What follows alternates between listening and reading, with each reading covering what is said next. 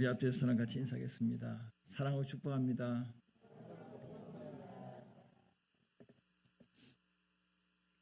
저와 여러분들은 과거에 다 죄인으로 낙인 찍혀서 살아가던 사람들이었습니다. 죄인은 하나님을 볼 수 있는 눈이 없어요. 영의 눈이 닫혔기 때문에, 영적으로 죽었기 때문에. 인생의 가장 큰 문제가 죄의 문제예요. 죄의 사함의 문제예요. 우리가 태어나서 죽을 때까지 뭐하고 싸우느냐 하면 죄와 싸우는 거예요. 안 되는 줄 알면서 왜 그랬을까? 또 해야 됨에도 불구하고 왜 안 했을까? 끌끌하며 살다가 그냥 세상을 떠나는 거예요. 그러니까 사람이 후회를 하더라도 일찍 후회를 하면 새 사람으로 살 수 있는 기회가, 시간이 여유가 있고, 회개하더라도 빨리 회개를 해야지 돌이켜서 새 사람이 될 수 있는 시간적인 여유가 많은데, 마지막에 숨 끊어지는 그 순간에 우편 강도가 마지막에 구원을 받지만, 그때 주여 당신의 나라에 임하실 때 나를 기억하소서. 오늘 네가 나와 함께 나곤 있으리라. 물론 구원은 받지만 그 인생이 살아온 인생 여정길이 참 바람직하지 못했잖아요. 이와 같이 저도 그렇고 여러분도 그렇고 죄인으로 살 때는, 다시 말해 예수님을 안 믿을 때는 다 하나님과 이 화목한 관계가 아니었습니다. 하나님과 원수의 관계예요. 그러니까 쉽게 말하면 예수님 안 믿는 비신자들은 다 하나님과 원수의 관계 속에 살아가고 있다라고 보면 됩니다. 하나님과 관계가 단절된 가운데 살아가고 있어요. 이것이 영적인 죽음이에요. 근데 어떻게 죄인이 하나님과 화목하게 됐는가? 바로 이 십자가의 사건이에요. 그러니까 예수님의 십자가가 우리에게 와 닿는 그 충격은 죽었던 내가 살아나는 거거든. 하나님과 관계가 관계가 회복이 되고 화목의 관계가 된다는 이 사실이 십자가 사건을 통해 일어나기 때문에 엄청난 이 십자가는 우리에게 영적인 충격을 주고 있다 하는 거예요. 예수가 나를 위해 죽었다? 왜? 나를 구원하기 위해서. 구원해서 뭐 하시려고? 하나님과 관계를 회복시키려고. 오늘 이렇게 나와서 하나님을 예배한다는 것은 저와 여러분들 하나님과 관계가 회복됐기 때문에, 화목한 관계이기 때문에 하나님께 나갈 수 있는 이 시간이 축복의 시간이라는 사실이죠. 여러분, 예배는 축복의 시간이에요. 왜? 하나님께 나가는 시간이기 때문에. 그래서 우리에게 화목한 직책을 주신 거예요. 죄인된 우리가 하나님과 화목하게 된 이후에 우리에게 화목하는 직책, 직분을 주었어요. 그게 그리스도의 대사예요. 우리 주님이 하나님과 죄인된 우리 관계를 중간 역할을 하셔가지고 우리가 하나님께로 나갈 수 있게 하신 것처럼 우리도 예수님이 하신 일을 우리가 하는 거예요. 그게 대사의 역할이에요. 그 우리가 살아가면서 비신자들에게, 그 안 믿는 신자들로 하여금 하나님과 화목하게 할 수 있는 그 다리 역할을, 중개 역할을 하는 자가 그리스도의 대사가 해야 될 일이에요. 근데 그리스도의 대사인 우리에게 문제가 뭐냐면, 이 비신자가 그 하나님과 화목하게 되기 위해서 나오는 일에 그리스도의 대사가 걸림돌이 돼서는 안 된다는 거예요. 걸림돌이 돼서는 안 된다. 보통 사람들이 그러잖아요. 교회 나오세요. 예수 믿으세요. 그러면 나 교회 안 나간다고, 나 예수 안 믿는다고. 왜요? 믿는 사람들이 그 믿음의 모습을 보여주지 않기 때문에. 그 세상 사람들은요, 누구를 주목하고 뭐냐면 교회를 봐요. 물론 안 믿는 사람들은 이 교회 앞에 왔다 갔다 해도 이 교회가 있었는데 언제 있었어? 있은 지 몇 년, 몇십 년 돼도 아예 관심도 없는 사람도 있지만, 사람들은 교회를 봐요. 그건 다시 말하면 내가 크리스찬이다, 예수 믿는 사람이다, 교회 나간다, 뭐 직분이 주어졌다 그러면 안 믿는 사람도 회사에서나 또 학교에서나 우리 동네에서 믿는 사람이 어떻게 행동하는가를 보고 있어요. 믿는 사람의 일거수일투족을 보고 있다니까요. 그러니까 나는 교회 안 나간다니까. 저 사람 때문에 안 나가. 저 사람 때문에 안 나가. 내가 교회 안 나가는 이유가 어딨냐? 내가 예수를 안 믿는 이유가 어딨냐? 예수 믿는 사람 때문에 안 나가. 그렇잖아요. 인도에 간디라는 사람 있잖아요. 비폭력주의자 간디. 영국이 성공의 크리스찬이잖아요. 영국의 지배를 인도가 받았잖아요. 근데 간디가 하는 말이 있어요. 뭐라고 말합니까? 나는 예수는 좋지만 예수 믿는 사람은 싫다는 거야. 예수는 좋아. 예수 믿는 자가 싫어요. 이 걸림돌이잖아요. 저와 여러분들이 우리 교회가 걸림돌이 되어서 비신자들이 교회에 나오는 문턱을 높여놓은 거예요. 그 바리새인들은 열심히 전도를 해요. 그래서 교회로 데려 나와요. 그래놓고 지옥 자식을 만들어버려요. 아, 교회에 나가도 별 볼일 없구나. 교회에 나가는 사람들이 알고 보니까 더 안 믿는 사람보다 한 수 더 떠네. 더 악해. 더 나빠. 우리가 정말 참된 그리스도인이라면 비신자들에게 디딤돌로 보여줄 수 있어야 됩니다. 디딤돌이 돼야 돼요. 가족 간의 관계 속에서 디딤돌이 된다는 건 정말 힘들겠죠. 왜 옷 다 벗고 같이 사니까 부모의 뒷모습을 본다 그랬잖아요. 자녀의 뒷모습을 봐요. 아무리 앞에서 뭐 웃고 뭐 잘난 척 해봤자 뒷모습을 본다니까요.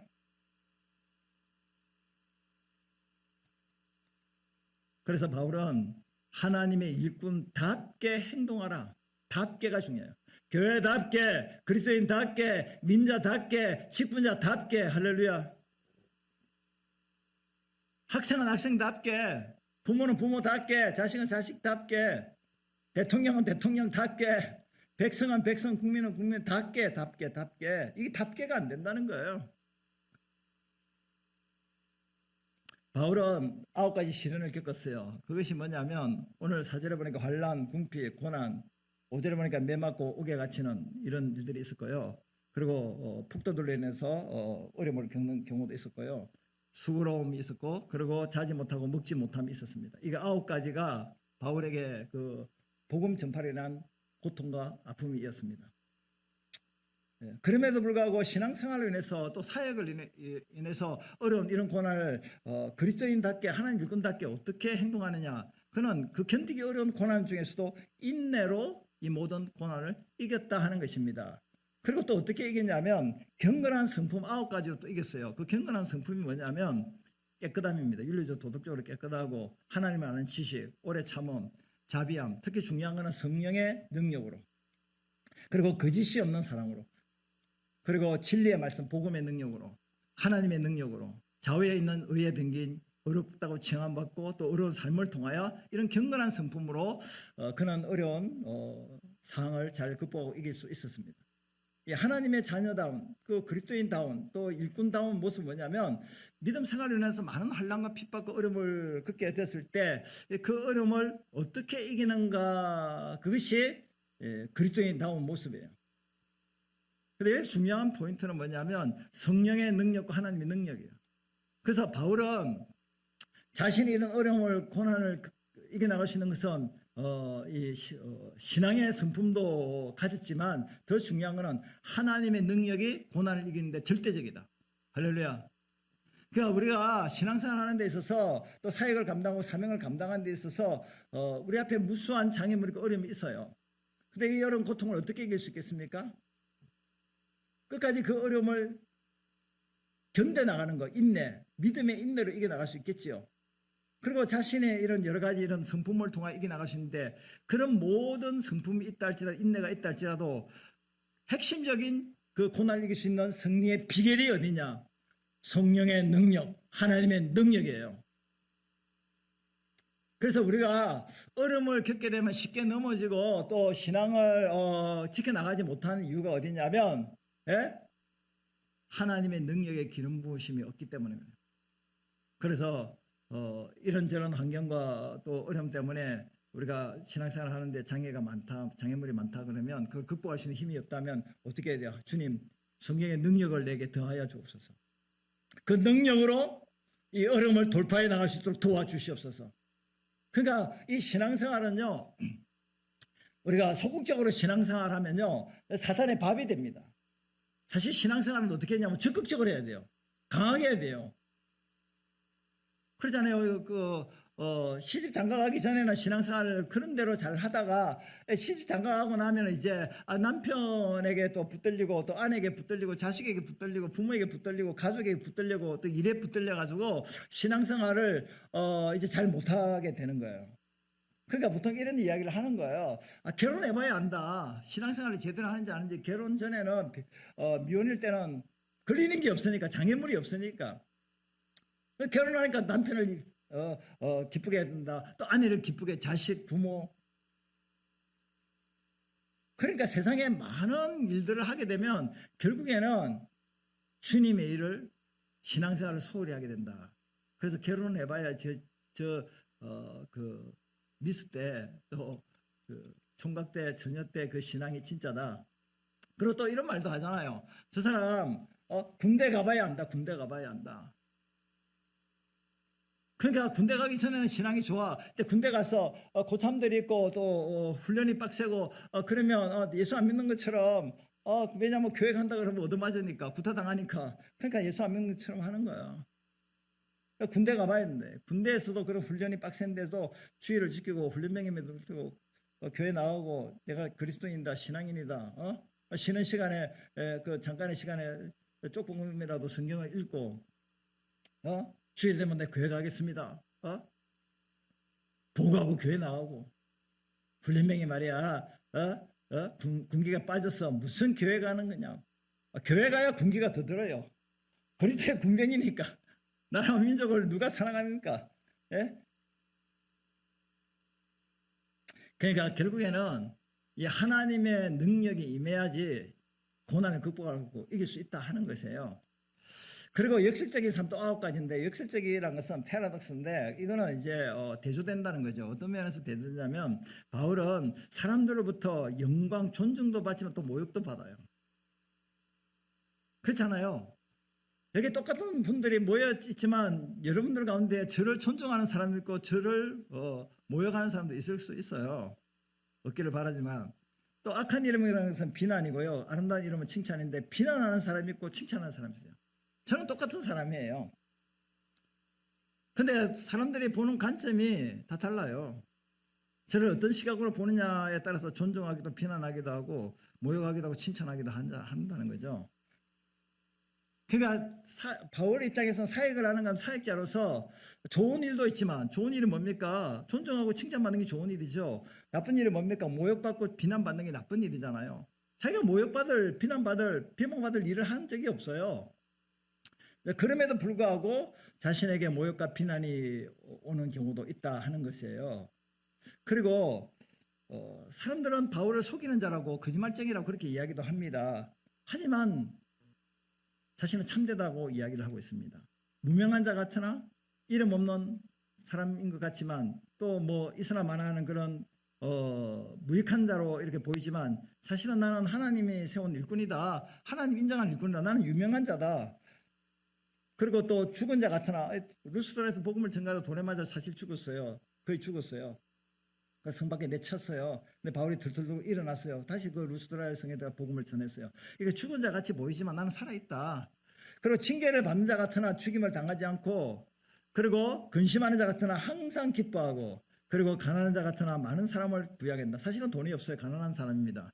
하지만 많은 사람을 부유하게 한다는 것은 영적으로 부유하게 한다는 사실이에요. 마지막으로 아무것도 없는 자다. 뭐 돈도 없고 권력도 없고 뭐 세상적인 것은 가진 것 없지만 그러나 영적으로 부유한 자다. 영적으로 가진 것이 있다. 왜? 하늘나라가 바울의 것이니까. 하늘의 기업이 바울의 것이니까. 모든 것을 가진 자다. 이 역설적인 삶이란 뭐냐면 사람들이 자신을 어떻게 보느냐. 거기에 바울은 동요되지 아니하고 자신이 어떤 사람인가 자신의 정체성을 확실히 가지고 있었다는 사실이에요.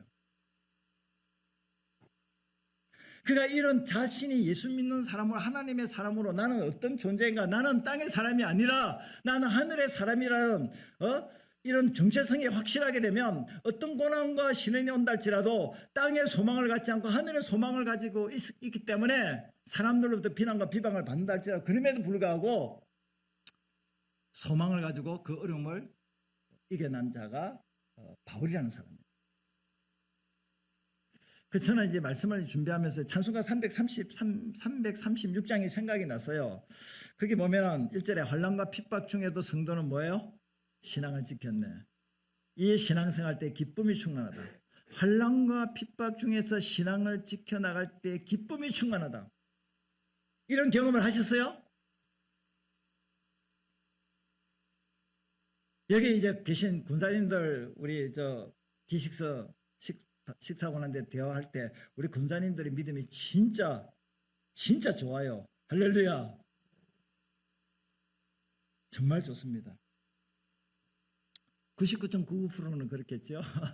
100%라면 약간 좀 뻥치는 것 같은 생각이 들 수 있기 때문에. 왜냐하면 다 간증을 들어보게 되면 참 남편이 또 하여간 가족이 그렇게 핍박하고 그렇게 힘든 어려운 상황 가운데서도 끝까지 믿음을 지키다가 이 70년 80년 세월까지 오게 된 거예요. 할렐루야.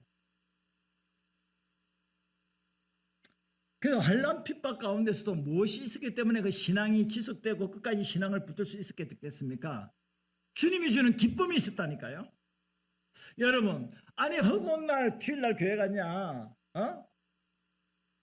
일주일에 168시간이면 1시간만 투자하고 167시간은 그냥 세상에서 엔조이하면서 그냥 즐기면 되지. 1시간만 투자하면 되지. 160시간은 4시간을 쓰고 1시간만 예배 가면 드리면 되지 않느냐. 근데 뭐 허구한 날 새벽기도 하고 수요일날 가고 뭐 또 제자 훈련한다고 그러고 뭐 가정에서도 뭐 성경 보고 가정 예배 드리라고 뭐 그런 식으로 또 뭐 쉬는 시간에 뭐 성경 보고 뭐 또 암송 카드 준대 뭐 암송하고 아이고 쉬는 시간에 직장에 쉬는 시간에 뭐 정치 이야기하고 뭐 약간 뭐 그런 이야기 또 하고 뭐 그렇게 해야지 세상적인 이야기 해야지 뭐 그 시간에 뭐 짧은 시간에 성경 읽는다고 뭐 암송한다고 아이고 자빠져 있네 자빠져 있어 무슨 인생을 그렇게 고리타분하게 재미없게 사느냐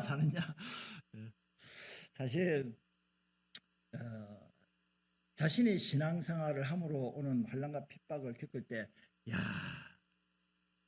이런 어려움이 있다 할지라도요. 주님이 주시는 기쁨이 있기 때문에 신앙생활하는 그 재미와 맛과 그 즐거움이 있기 때문에 어려운 가운데도 신앙생활을 이렇게 하게 되는 겁니다. 할렐루야.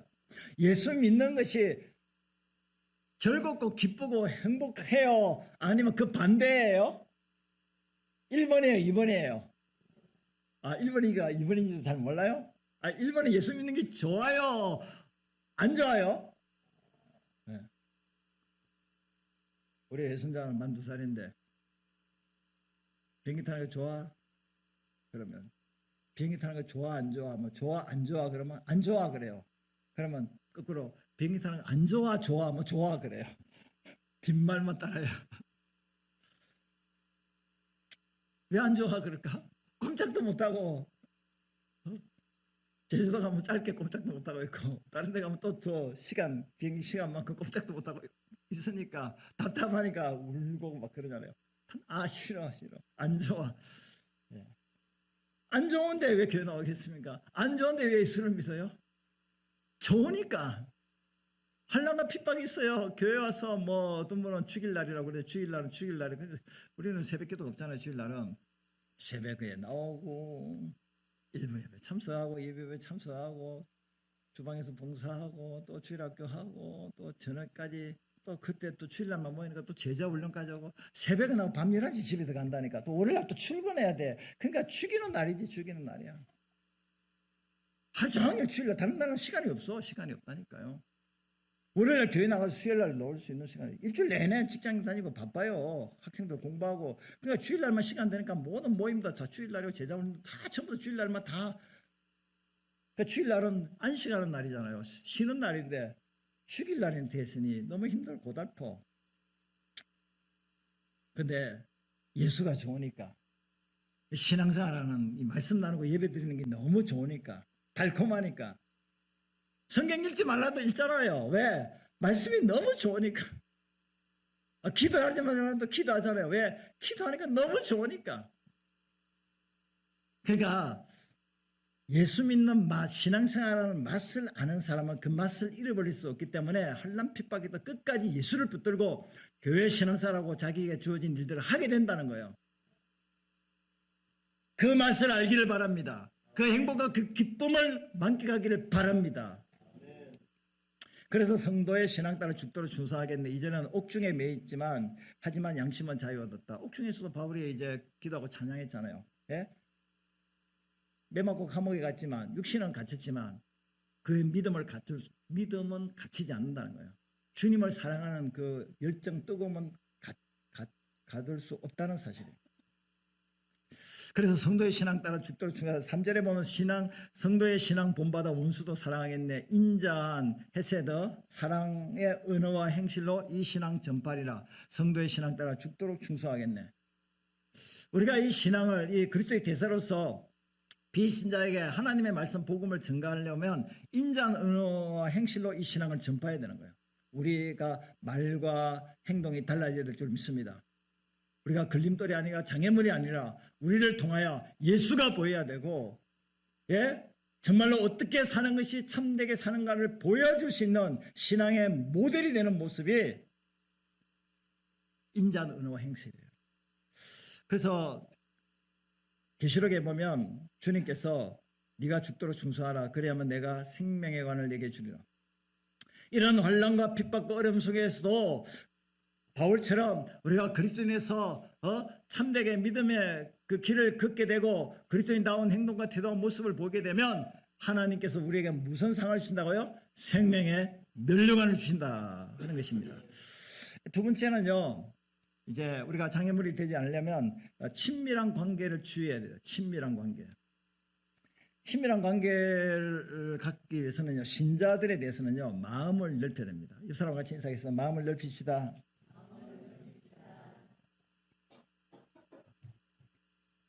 제가 이제 결혼해서 이제 조그만 아파트에 이제 전세로 살았는데 주인은 그 안방하고 거실을 다 쓰고, 예, 우리는 조그만 뭐 양쪽에 신혼방을 양쪽에서 이 방에 있다가 저 방으로 오려면 거실을 통과해야지 저 방으로 갈 수 있는데 거실에는 주인이 다 죽치고 소파에 앉아 있어요. 예? 예. 그리고 예전에 부부싸움 하면 이제 막 화분이 던지고 이러면 그냥 방에 있다가 놀래가지고 뭐 흙이 막 들어오고 이러니까 그런 집에서 이 신혼이 시작됐죠. 그래서 친구들이 이제 찾아오면은 조그만 이제 한 대여섯 평도 안 되는 방이니까 큰 방 알고 작은 방 두 개니까 20몇 평 그 LC 중앙 아파트 거기에 전세를 주인하고 같이 살았으니까 그러니까 이제 친구들이 놀러 와서 이제 밥을 차려주고 신혼에 이렇게 하면 아이고 좀 좁아서 어떻게 하냐 이러면 그 이제 어떤 전사가 이렇게 이야기했습니다. 방 좁은 건 괜찮은데 사람 마음 좁으면 못 산다는 거예요. 사람이 마음이 좁으면 같이 못 산다는 거예요. 방이 좁아도 살 수 있지만 마음이 좁으면 같이 못 산다는 거예요. 그래서 우리가 이 교회 안에 같이 신자들끼리는 마음을 옹졸하게 해서는 안 된다는 거예요. 마음을 어때요? 넓혀. 마음이 넓어야 돼요. 마음을 넓히라. 그래서 이 어린이 성경으로 제가 이 본문으로 11절부터 읽으면요. 고린도의 성도 여러분, 우리는 여러분들에게 모든 것을 다 말했습니다. 나는 투명하게 진정성을 가지고 모든 것들을 숨김없이 다 말했습니다. 우리 마음을 여러분들에게 활짝 열어놨습니다. 숨긴 게 없습니다. 그러면서 12절에 우리가 마음을 여러분에게 닫아놓은 것이 아니라 여러분이 자신들의 마음을 닫아놓은 겁니다. 바울은 그 고린도 성도들과 친밀한 관계를 갖기 위해서 자신의 마음을 다 열어서, 예? 마음을 넓혀서 서로 친밀하게 자기 마음을 다 투명하게 다 열어놨다는 거예요. 그런데 고린도 성도들 가운데는 바울에게 마음을 닫은 사람이 있다. 마음을 닫아버린 사람이 있다는 거예요. 열어놓지 않고 닫아버린 사람이. 그 사람들에게 내가 여러분을 나의 친자식이라고 생각하고 말하겠습니다.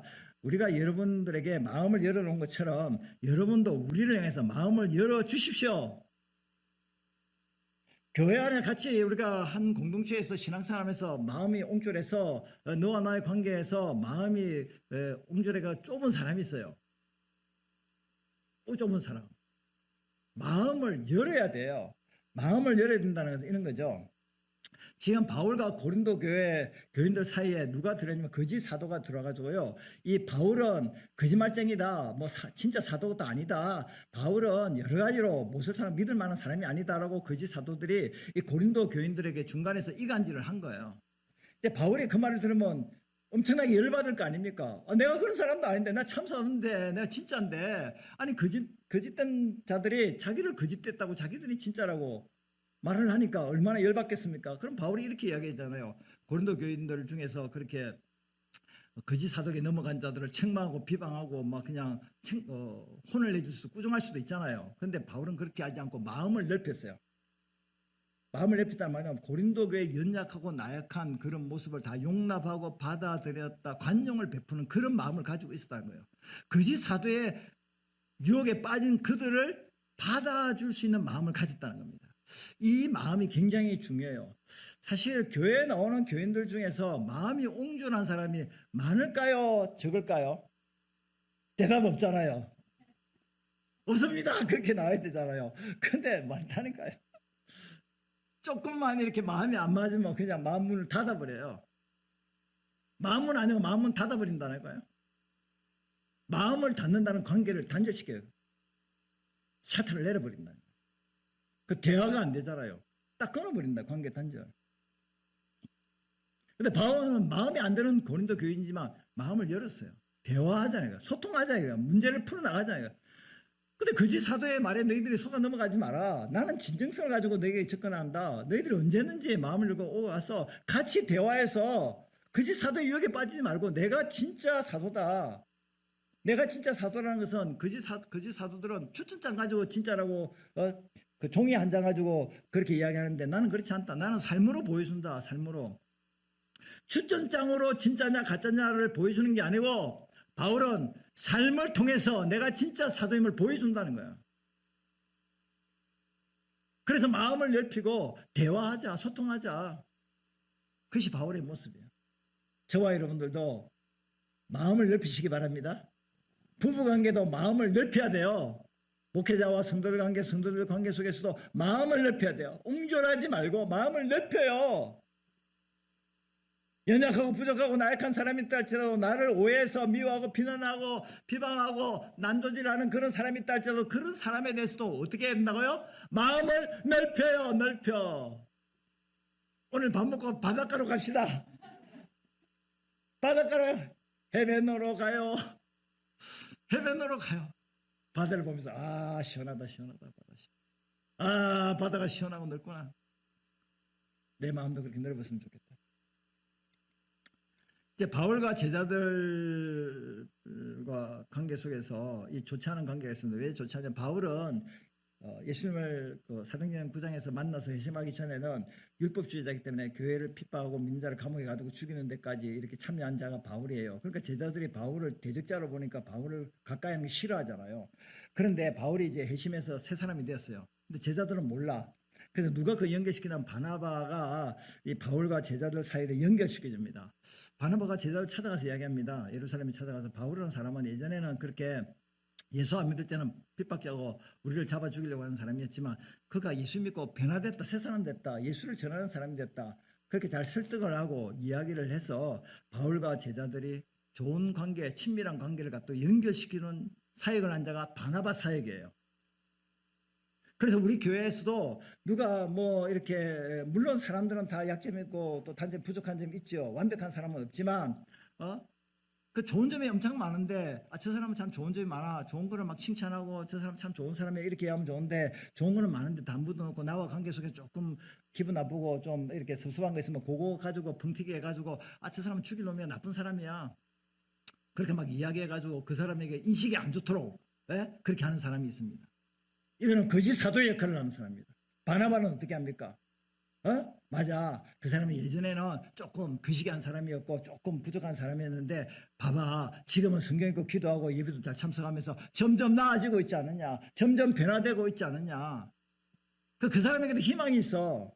그리고 그 사람이 지금은 변화되지 않고 정말로 못할 사람처럼 보인다 할지라도 우리가 그분을 위해서 기도하고 성령의 역사하면 하나님이 도와시면 그분도 우리보다 더 믿음 생활 잘할 수가 있어. 그분이 더 예수님을 많이 닮아서 신앙생활 잘할 수 있어. 그렇게 함으로써 비방하지 않도록. 그래서 하나님과도 화목해야 되겠지만 사람과의 관계 속에서도 친밀한 관계를 갖도록 그렇게 연결시켜주는 바나바 같은 그런 위로자, 그런 위로자가 우리에게 필요하다 하는 것입니다. 자, 또 친밀한 관계에서 주의해야 될 것은 뭐냐면 이렇게 교인들과의 관계 속에서는 오해하지 말고 비방하지 말고 넓게 마음을 넓혀서 서로 친밀한 관계를 갖고 관계를 단절시키는 옹졸한 마음을 갖지 말라 하는 거고, 그 다음에 친밀한 관계에 주의해야 될 것은 뭐냐면 비신자에 대해서는 비신자들의 영향을 받지 말라는 거예요. 그래서 이제 오늘 14절에 보면 너희는 믿지 않는 자와 뭘 함께 맺지 말라고요? 멍에를 함께 맺지 말라. 왜 그러냐? 의와 불법이 어찌 함께하며 빛과 어둠이 어찌 사귀며 그리스도와 변리할 사단이 어찌 조화되며 믿는 자와 믿지 않는 자가 어찌 상관하며 하나님의 성전과 우상의 성전이 어떻게 일치하겠느냐. 그러니까 믿는 자는 의이고 빛이고 그리스도고 그리고 하나님의 성전이지만 믿지 않은 사람은 불법이고 어둠이고 사단이고 그리고 우상이에요. 그러니까 어떻게 일치가 되겠냐, 조화가 되겠느냐, 하나가 될 수가 없다는 거예요. 그렇기 때문에 멍에를 함께 하지 말라는 거예요. 그러면서 우리는 살아계신 하나님의 성전이라 이와 같이 하나님께서 이르시되 내가 그들 가운데 거하며 두루 행하여 나는 그들의 하나님 되고 그들은 나의 백성이 되리라. 교인들과는 친밀한 관계를 갖기 위해서 마음을 넓혀야 되지만 믿지 않은 불신자들에게는 그 불신자들의 영향을 받지 않도록 친밀한 관계를 갖는 것을 주의하라, 이렇게 경고의 메시지를 주고 있다는 거예요. 하나가 될 수 없다는 말씀을 하고 있다는 사실입니다. 자, 여러분 그림을 보시면 여기 이제 밭을 경작하기 위해서 이제 소하고 당나귀가 같이 이제 한 멍에를 메고 이제 이리야 농부가 그러니까 이제 밭을 밀고 이제 합니다. 밭이 잘 갈아지겠습니까? 어떻게 되겠습니까? 예? 소하고 당나귀하고 같이 딱 묶어가지고 이렇게 이리야 하면 보폭도 다르고 속도도 다르고 힘도 다른데 이 제대로 밭이 갈려지겠어요? 몇 발짝 가다가 뭐 어떻게 뭐 당나귀가 끌려가든지 뭐 그 제자리 뱅뱅 돌든지 주저앉든지 무슨 난리가 나겠지요. 이렇게 함께 멍에를 매는 것이 조화로워요? 비조화? 좀 조화가 안 맞습니까? 안 맞잖아요. 안 맞잖아요. 안 맞는 것이 뭐가 당연하지. 짐승이 다른데 소는 소끼리 당나귀는 당나귀끼리 그러면 좀 맞지. 그래서 멍에를 함께 매지 말라는 건 이런 거예요. 믿는 사람 믿지 않는 사람이 이렇게 다르다는 겁니다. 그래서 솔로몬 왕도요, 처음에는 하나님을 잘 믿었어요. 신앙생활 잘했어요. 지혜의 왕이었어요. 근데 말년에 우상을 섬기는 이방인들과 결혼을 했어요. 그래서 이방인들 여인에게 유혹이 돼가지고 말년에 우상 숭배자가 돼요. 그래서 나라가 반으로 나눠져요. 참 그렇게 지혜의 왕인데 믿지 않는 그 여인들이 많다 보니까 거기에 빠져버렸어요. 참 미안하죠. 아니 우리가 신자가 비신자에게 강력한 영향력을 줘서 비신자를 끌어와야 되는데 우리가 끌려가. 왜 그럴까요? 아니 안 믿는 사람 속에 우리가 들어가게 되었으면 빛과 소금 역할을 해서 안 믿는 사람들이 우리에게 다 끌려와야 되는데 지남처럼 자석처럼 쫙 끌려와야 되는데 우리가 그 사람들에 끌려가. 그래 1차 가자면 1차 가고 2차 가자면 2차 가고 3차 가자면 3차 가고 안 되는 줄 알면서 왜 그랬을까 하면서 끌려가요.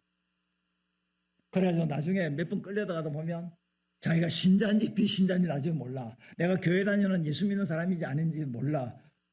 똑같아요. 똑같아. 젓가락 두 짝만 똑같은 게 아니고 비신자랑 신자랑 똑같아야. 신자가 비신자가 돼 있어. 비신자가. 그리고 요사밧 왕도요, 아합 왕 북이스라엘의 우상숭배 아합 왕과요 사돈 관계를 맺어가지고요. 그래가지고 그 아합이 이제 아람을 치기 위해서 이 요사밧에게 사돈 관계 도와달라고 그랬어요. 그래 요사밧이 도와주러 전쟁을 나갑니다. 그래서 아합 왕은 전사고요. 요사밧은 죽을 고비를 넘겨 계속 살아나요. 그러니까 믿지 않는 자와 동행하는 것이 안 맞다는 거예요, 지금. 그리고 유대인들도요, 이제 포로 생활하다가 바빌론 포로 생활하다가 이제 포로 기간에 이제 기한에서 이제 본국으로 돌아왔을 때요, 유대인들이 누구랑 결혼하냐면 블레셋 사람, 지금 팔레스타인 사람들하고 결혼하게 되고요. 모압과 암몬 여자들하고 결혼하게 되고요. 그 자식을 낳았는데 자식을 그 부인들의 그 히브리인이 아니에요. 히브리 말을 가르쳐야 되잖아요. 그 부인들이 뭐냐면 블레셋 사람이라니까요. 그 아수도 말을 가르치는 거예요. 쉽게 말하면 모압과 암몬 말을 가르치는 거예요. 그 자식들이 태어났는데 하나님을 믿는 히브리 말을 못하는 거예요. 엄마가 이방이니까 이방인 말을 가르치니까 이방인 말하는 거예요. 그래서 하나님을 떠나는 거예요. 신학이 전수가 안 되는 거예요. 그래서 저도 그렇고 여러분도 그 믿지 않은 사람들과 친분을 갖고 계속 친하게 지내다 보면 자기도 모르는 사이에 끌려가게 된다는 거예요. 그래서 신자들하고는 친밀한 관계를 가져야 되지만 불신자들에게는 적당한 거리를 두고 사귀어야 된다. 그렇다고 해서 안 믿는 사람하고 오늘 결단이다. 오늘 이제 안 믿는 사람하고 개모임도 안 하고 동호회도 안 하고 안 믿는 사람 있는 데는 안 간다. 믿는 사람들만 간다. 그러면 지구를 떠나야 돼요. 우리는 안 믿는 사람하고 같이 어울려서 직장 생활하고 살아갈 수밖에 없어요. 하지만 그들과 친밀한 관계를 가짐으로써 그들이 하는 세상적인 가치관과 세상적인 세계관과 세상적인 어떤 규범을 끌려가는 것이 아니라 저와 여러분들은 하나님의 영광을 위해서 말씀 중심을 해서 주의 뜻대로 사는 길로 걸어가는 사람이기 때문에 세상적인 가치관을 가서 세상에 휩쓸려 살아가면 안 된다는 그런 의미에서 세상 사람들과 친밀한 관계를 갖는 것을 주의해라 하는 것입니다. 자, 이 말씀을 들으면서 우리가 또 생각해야 될 것은 오늘 이제 어떤 사람을 만나지 말아야 될까, 더 이상 친밀한 관계를 갖지 말아야 될까, 끊어야 될 까 뭔가를 잘 생각해야 됩니다. 할렐루야. 그래서 거룩함을 온전히 이루어라. 거룩함을 온전히 이루기 위해서는 어떻게 했냐면 17절에 보니까 그러면 너희는 그들 비신자 중에서 나와서 또 따로 구분해 있고 부정한 것을 만지지 말라. 내가 하나님이 너희를 영접하여 너희에게 아버지가 되고 너희는 내게 자녀가 되리라. 전능하신 주의 말씀이라 하셨느니라. 그런즉 사랑하는 자들아, 이 약속을 가진 우리는 하나님의 심판을 두려워하는 가운데서 거룩함을 온전히 이루어 거룩함 더 거룩함 성화 이렇게 더 성숙한 믿음으로 성장해서 육과 영의 온갖 더러운 것에서 자신을 어떻게 하자고요? 깨끗하게 하자. 우리 앞에 손을 같이 인사하겠습니다. 깨끗하게 합시다. 우리는 누구냐면 하나님의 성전이에요. 우리가 누구라고요? 하나님의 성전. 왜 우리를 하나님의 성전이라고 그럴까요? 우리 안에 누가 계시기 때문에요? 성령이 와 계시기 때문에. 주님이 와 계신다니까요. 내 안에 주님이 와 계시지 않은 사람은 구원 못 받는 사람이에요. 천국 못 가는 사람이에요. 교회 나온다고 천국 가는 게 아니에요. 열심히 종교 생활한다고 뭐 착하게 산다고 뭐 11조하고 주일 성수하고 뭐 열심히 봉사한다고 천국 가는 게 아니에요. 예수를 믿으면 내 안에 누가 와 계시죠? 성령이 와 계시죠. 예수님이 와 계신다니까요. 그 사람이 하나님 성전이니까 그 사람이 하나님의 진짜 성전인 천국 성전으로 들어가게 되는 거예요.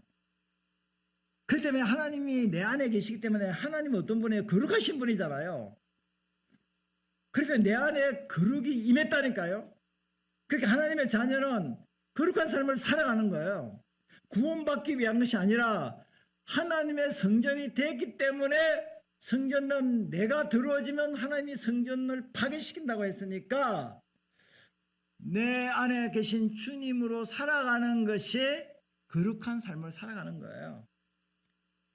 그래서 우리가 타락한 비신자에서 나와야 되고요. 비신자와 분리되어야 되고요.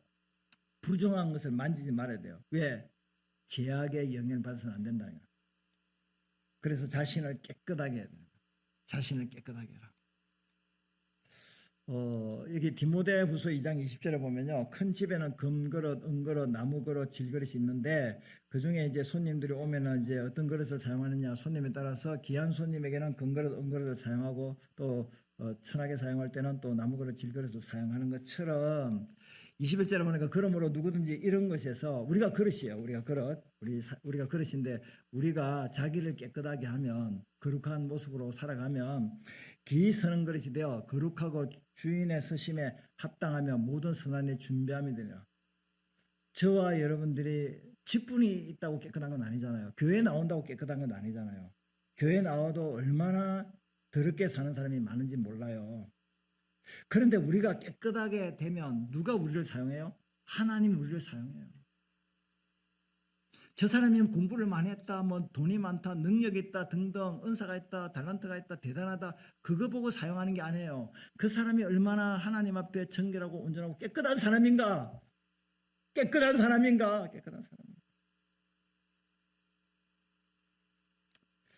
그래서 요셉 같은 경우도 그죠? 참 그 종으로 그렇게 팔려가서 그 보디발 장군의 아내가 유혹을 하고 그럼에도 불구하고 그 유혹을 뿌리친다는 깨끗한 사람이니까. 그래서 하나님 요셉을 애굽의 총리로 삼으시고 이스라엘 민족이 그 기근 때 또 살아나는 그런 은혜를 받게 되잖아요. 다니엘도 마찬가지 깨끗한 사람이잖아요. 그 포로 생활 가는 그에서 왕의 진미를 먹어야 되는데 그 왕의 진미는 우상에게 바친 제물이기 때문에 안 먹는다 그랬잖아요. 왕이 명령했어요. 그런데 안 먹는데요. 자기를 깨끗하게 하기 위해서.